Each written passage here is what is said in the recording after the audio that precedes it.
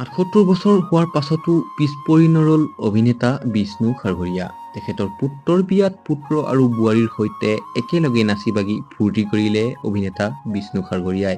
বন্ধু-বান্ধৱীসকল, অসমৰ জনপ্ৰিয় অভিনেতা বিষ্ণু খাৰঘৰীয়াৰ অসমীয়া চলচ্চিত্ৰ জগতত বহুতো অৱদান আছে। আজি মই আপোনালোকক দেখুৱাম বিষ্ণু খাৰঘৰীয়াই তেখেতৰ পুত্ৰৰ বিয়াত কিমান ফূৰ্তি কৰিলে। যদি ভিডিঅ'টো চাই ভাল পায়, ভিডিঅ'টো এটা লাইক কৰি দিব আৰু এটা কমেন্ট কৰি জনাব আপুনি তেখেতৰ কোনখন ছবি চাই খুব বেছি ভাল পায়।